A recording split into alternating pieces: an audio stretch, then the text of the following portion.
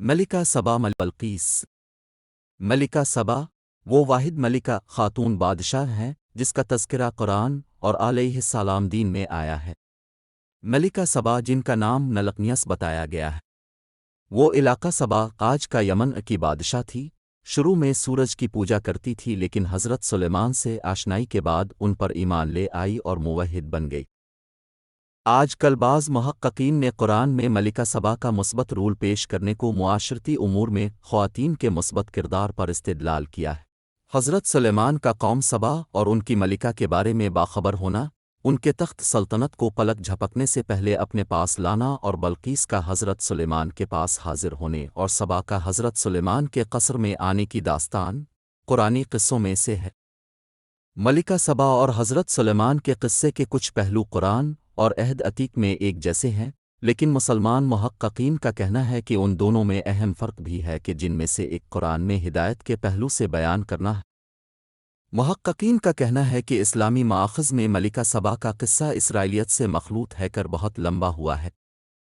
عربی اور فارسی ادب میں بھی ملکہ سبا کے قصے کو بہت بیان کیا گیا ہے۔ اشعار میں ملکہ سبا کو حکمت و دانائی اور ثروت کا استعارہ لیا ہے۔ حضرت سلیمان اور ملکہ سبا کی ملاقات قرآن اور علیہ السلام دین میں۔ حضرت سلیمان کو ہدہد کے ذریعے ایک ایسی سرزمین کے بارے میں اطلاع دی جا گئی جس پر ایک خاتون حکومت کیا کرتی تھی، جو فراوان نعمتوں سے مالا مال تھی، لیکن سورج کی پوجا کیا کرتی تھی۔ حضرت سلیمان نے ایک خط کے ذریعے ملکہ سبا کو توحید کی دعوت دی۔ ملکہ سبا نے جواب میں اپنے ملک کو نقصان سے بچانے کے لیے گران بہا تحفے تحائف حضرت سلیمان کی طرف بھیجا، لیکن حضرت سلیمان نے انہیں واپس کیا۔ ملکہ سبا حضرت سلیمان سے ملاقات کے لیے ان کی طرف روانہ ہوئی، جبکہ دوسری طرف حضرت سلیمان نے کتاب سے مختصر آشنائی رکھنے والے فرد کے ذریعے ملکہ سبا کے تخت کو اپنے پاس لے آئے۔ ملکہ سبا نے حضرت سلیمان کے دربار میں پہنچ کر اللہ پر ایمان لے آئی۔ کہا گیا ہے کہ تخت بلقیس بہت عالیشان اور بڑا تھا، جس پر جواہرات سے تزئین کی گئی تھی۔ عہد عتیق میں کہا گیا ہے کہ ملکہ سبا نے حضرت سلیمان کی کافی شہرت سن رکھی تھی۔ حضرت سلیمان کے پاس آئی اور ان سے مختلف سوالات کرنے لگی، جن کا حضرت سلیمان نے مناسب جواب دیا۔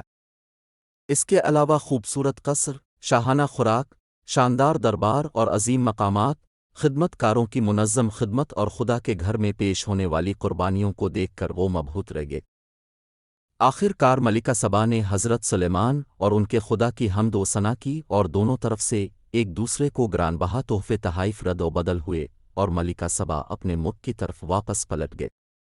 عہد جدید میں بھی ملکہ سبا کے بارے میں یوں اشارہ ہوا ہے۔ بعض تحقیقات کے مطابق قرآن اور عہد عتیق میں ملکہ سبا اور حضرت سلیمان کے قصے کے کچھ پہلو مشترک ہیں، لیکن دونوں میں اہم فرق بھی ہے۔